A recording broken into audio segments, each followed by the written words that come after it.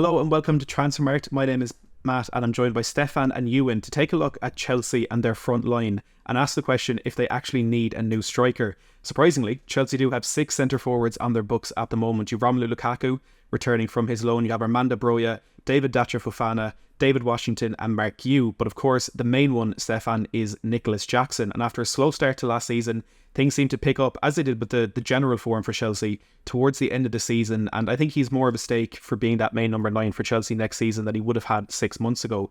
Do you think Enzo Maresca will be happy with that option of Nicolas Jackson heading into the new season? Yeah, it's such an interesting situation, and I think Jackson in a lot of ways kind of sums up the bizarre nature of Chelsea's squad these days. We're talking about a young player, undoubtedly a talented player, but if I'm not mistaken, that first season was only his second full senior season in his career.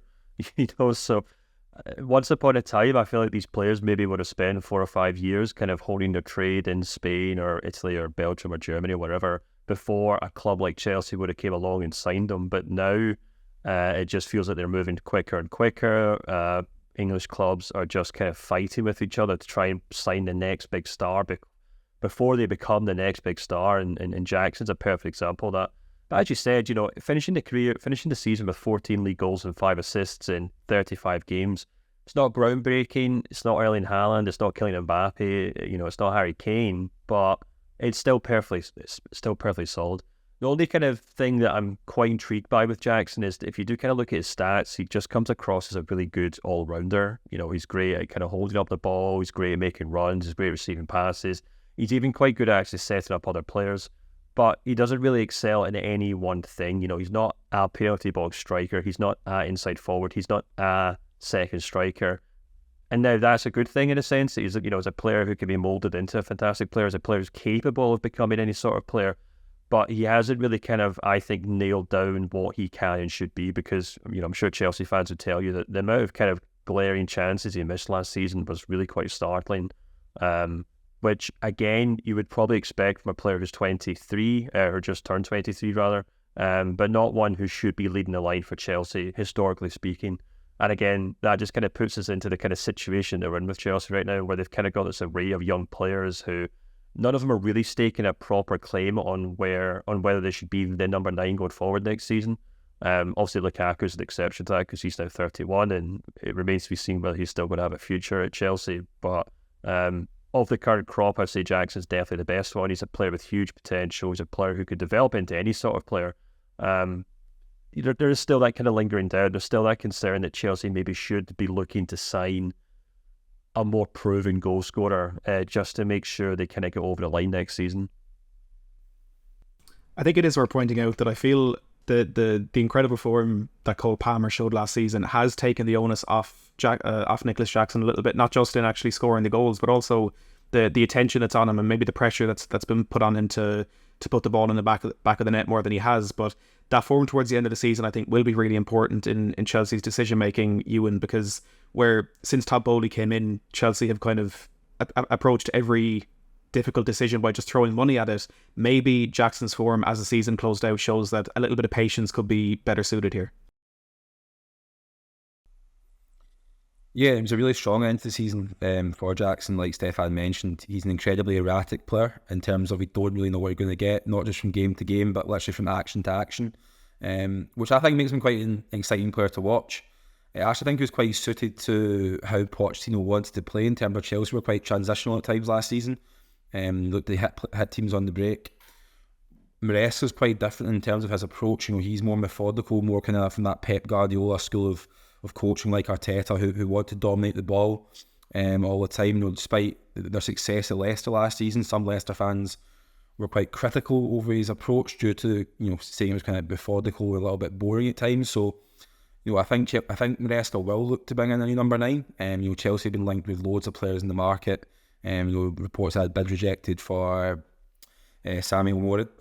I can't really pronounce his name too well. And obviously Duran from Aston Villa as well. So I think maybe a more traditional number 9 could well be on Maresca's wish list this summer. But yeah, I agree with Jackson. You actually look at his numbers in terms of his first season English football, they were pretty good.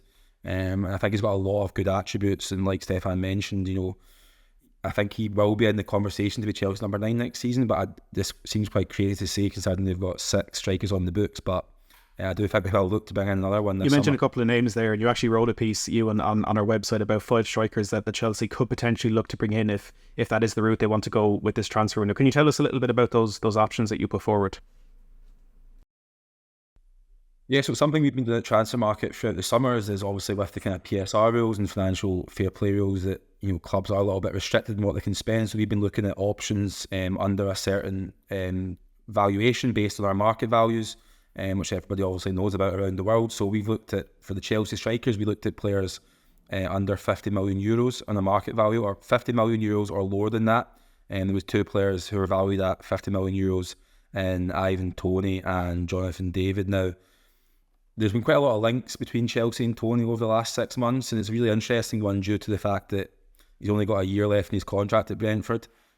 Thomas Frank's not exactly been shy over the last few months of talking about how much Brentford want for the player, but I just don't think that's realistic. They won't want to lose their prized asset for zero next summer. I think they will sell him this summer, and they look to reinvest, use their model. Obviously looks at kind of data in terms of recruitment and bringing the next star. They've already got the replacement there, and Stefan wrote about the new Brazilian striker earlier this week. So he's a really interesting player. Jonathan David's a player who's been linked all summer as well to Chelsea.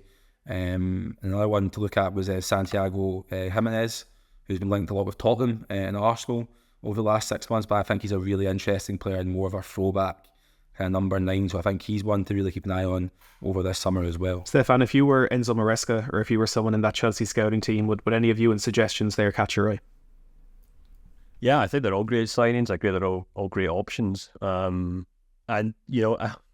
on paper, I think, I'd probably be leaning towards someone like, Gimenez, just because of his remarkable goal scoring in Holland. And as Ewan pointed out in the article, sometimes that kind of goal scoring form doesn't really translate very well from the Eredivisie to the Premier League, but he's still there's still something tempting about seeing whether he can do obviously another league. I think for Chelsea and where that squad looks right now, the one that's screaming out to me is definitely Ivan Toney. They've got an array of young players in that team, young strikers to be specific actually, and they really are kind of crying out for a kind of a more experienced player who can kind of come in as a leader. And I could really imagine a situation where Chelsea do kind of persevere with someone like Nicolas Jackson, even Armando Broja if he's not sold. But having someone like Ivan Toney on the books, I doubt he'd be expected to sign and sit on the bench. But if he can kind of play, balanced game time between him and Nicolas Jackson, Toney's a player who can come in, and he's not just an older, experienced player, but he's also kind of a natural leader that he showed at Brentford. He's a very cool head, very relaxed in front of goal, and he kind of offers something that I don't think a lot of the Chelsea players have up front. As much as Chelsea were quite fun to watch last season, it was chaotic, and it was chaotic and fun for maybe the neutral or even rival fans at times, but I think Chelsea fans would probably be crying out for a kind of talisman like Toney, who just seems so cool in front of goal, so happy to kind of take that expectations on his shoulders. And as you mentioned, man, in terms of how Palmer kind of took the limelight off of Jackson and allowed him to kind of, come to terms with how the Premier League works, someone like Toney in that team as well may also do something similar, where it's very much Toney's the older head, Jackson's the understudy, everyone knows their role, and, there's a lot more balance to the squad going forward. Let us know in the comments if you think Chelsea need a striker, and if so, which one do you think would fit in well in Maresca's new side. Hit that like button if you have enjoyed this conversation. Make sure to subscribe if you want more from us throughout the summer transfer window. But as always, thanks for watching.